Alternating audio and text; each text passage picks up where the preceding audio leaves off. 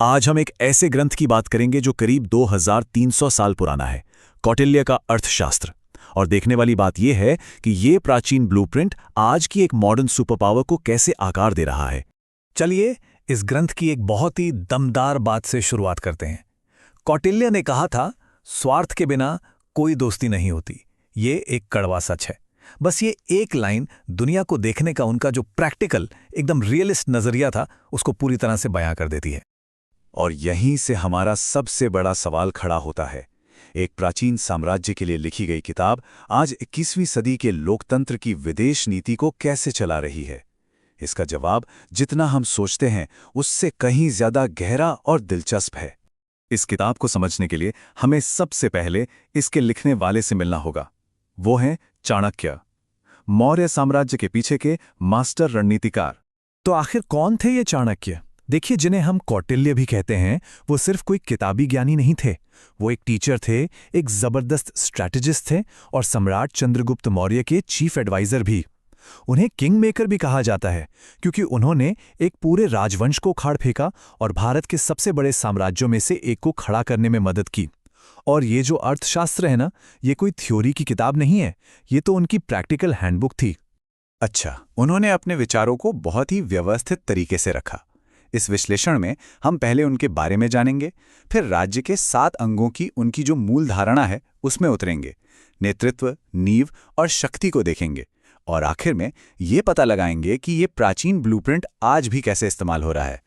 तो चलिए आगे बढ़ते हैं और राज्य की उनकी मूल धारणा को समझते हैं। सप्तांग सिद्धांत।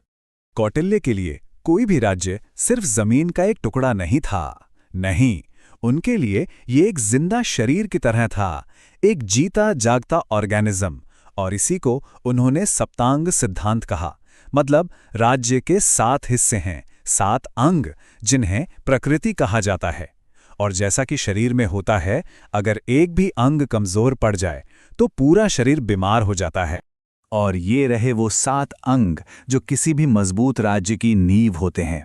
शासक, उसके मंत्री, क्षेत्र और वहां के लोग, मजबूत किले, भरा हुआ खजाना, एक ताकतवर सेना और भरोसेमंद सहयोगी। आइए एक एक करके इन्हें समझते हैं। शुरुआत करते हैं सबसे ऊपर से, नेतृत्व, जिसे कौटिल्य ने राज्य का सिर और उसकी नसें कहा।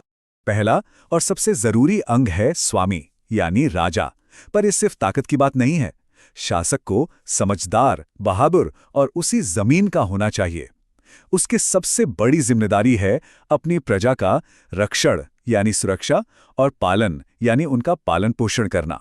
स्वामी वो शक्ति है जो सबको जोड़कर रखती है। लेकिन जाहिर है, एक राजा अकेले सब कुछ नहीं कर सकता। तो दूसरा अंग आता है अमात्य, यानी मंत्रियों की परिषद और पूरी की पूरी ब्यूरोक्रेसी। कौटिल्य उन्हें राजा की आंखें और कान कहते थे। यही वो मशीनरी है जो प्रशासन चलाती है, टैक्स इकट्ठा करती है और राजा के विजन को जमीन पर उतारती है। अब बात करते हैं राज्य की जमीनी और आर्थिक नींव की, जिसे हम शरीर, कंकाल और जीवन की ऊर्जा कह सकते हैं। तीसरा अंग है जनपद।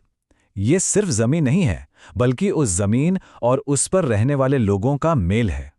कौटिल्य का जोर इस बात पर था कि एक मजबूत राज्य के पास उपजाऊ जमीन और संसाधन तो होने ही चाहिए, लेकिन उससे भी ज्यादा जरूरी है एक मेहनती और सबसे अहम वफादार आबादी। लोगों के बिना राज्य की कोई नींव नहीं होती। चौथा है दुर्ग, यानी किला। ये राज्य की सुरक्षा का ढांचा है, उसका कंकाल। ये सिर्फ ऊंची दीवारों की बात नहीं है, बल्कि स्ट्रेटेजिक किलों की बात है। कौटिल्य ने सलाह दी कि किले ऐसे हों जिन्हें भेदना नामुमकिन हो, पानी, पहाड़, रेगिस्तान या घने जंगलों से घिरे हुए, ताकि राजधानी और सीमाएं सुरक्षित रहें। और 5वां अंग कोष, यानी खजाना। इस मामले में कौटिल्य बिल्कुल साफ थे। आर्थिक ताकत ही असली ताकत है। सही और कानूनी तरीके से टैक्स वसूल कर भरा गया एक अच्छा खासा खजाना ही राज्य की रीढ़ की हड्डी है। इसी से प्रशासन चलता है, विकास होता है और सबसे जरूरी, सेना का खर्च उठता है। ठीक है, तो जब नींव मजबूत हो तो एक राज्य अपनी ताकत कैसे दिखाता है और बाकी दुनिया से कैसे निपटता है? ये हमें ताकत और कूटनीति, इन 2 पहलुओं पर ले आता है। छठा अंग है दंड, यानी सेना। ये राज्य की वो ताकत है जिससे वो अपनी बात मनवा सकता है। कौटिल्य ने एक मजबूत, प्रोफेशनल और अच्छी तरह से ट्रेंड सेना पर जोर दिया। इसका काम सिर्फ बाहरी दुश्मनों से देश को बचाना नहीं था, बल्कि देश के अंदर भी कानून और व्यवस्था बनाए रखना था। और आखिर में 7वां अंग, मित्र यानी सहयोगी। ये कूटनीति की ताकत है। कौटिल्य की प्रैक्टिकल दुनिया में कोई भी देश अकेला नहीं रह सकता। उनके हिसाब से पुराने और नए दोनों तरह के सहयोगी देश की सुरक्षा और तरक्की के लिए बहुत जरूरी हैं। अंतर्राष्ट्रीय राजनीति में एक दोस्त आपकी ताकत को कई गुना बढ़ा देता है।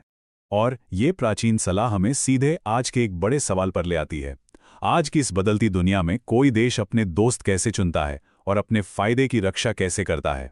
चलिए अब देखते हैं कि ये 2300 साल पुराना ब्लूप्रिंट आज खास तौर पर भारत की मॉडर्न राजनीति में कैसे इस्तेमाल हो रहा है।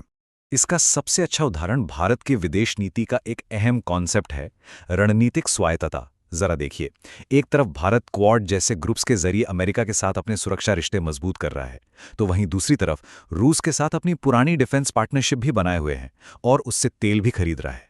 ये कोई कंफ्यूजन नहीं है, ये है एकदम प्योर कौटिल्य वाला प्रैक्टिकल अंदाज। मतलब दोस्ती या दुश्मनी किसी विचारधारा की वजह से नहीं होगी, बल्कि अपने रणनीतिक फायदे के हिसाब से होगी। और इसे हम क्वाड में और भी साफ देख सकते हैं। ये कौटिल्य के मंडल सिद्धांत का एक मॉडर्न वर्जन जैसा है। सिद्धांत बहुत सरल है। आपका पड़ोसी आपका स्वाभाविक प्रतिद्वंदी है और आपके पड़ोसी का पड़ोसी आपका स्वाभाविक दोस्त। अब इस मॉडर्न मंडल में देखिए, अगर भारत विजिगीषु यानी जीतने की इच्छा रखने वाला है, तो उसका पड़ोसी और प्रतिद्वंदी चीन अरी यानी दुश्मन है। तो फिर मित्र यानी सहयोगी कौन होंगे? अमेरिका, जापान और ऑस्ट्रेलिया, जो चीन के भी प्रतिद्वंदी हैं। ये क्लासिक जियोपॉलिटिकल गेम है। ये प्राचीन सिद्धांत भारत की आज की पॉलिसी में हर जगह दिखते हैं। भारत प्रथम की नीति का मतलब है देश का हित सबसे ऊपर रखना। ठीक जैसी कौटिल्य ने सलाह दी थी, एक्ट ईस्ट पॉलिसी आर्थिक रिश्तों के जरिए अपना असर बढ़ाने का एक तरीका है, और शंघाई सहयोग संगठन और क्वाड जैसे अलग अलग गुटों के साथ एक साथ जुड़ना पावर को बैलेंस करने का एक बेहतरीन उदाहरण है। और एक आर्थिक महाशक्ति बनने पर जो जोर है, वो सीधे सीधे एक मजबूत कोष या खजाने की अहमियत को दिखाता है। और ये सब हमें आज के दौर के एक बहुत बड़े सवाल पर लाकर खड़ा कर देता है। हमारी ये दुनिया एक दूसरे से बहुत ज़्यादा जुड़ी हुई है। ऐसे में क्या राष्ट्रीय स्वार्थ पर आधारित ये 200-300 साल पुराना मॉडल दुनिया में स्थिरता ला सकता है, या फिर ये सिर्फ टकराव और संघर्ष को ही जन्म देगा? इस पर बहस आज भी जारी है।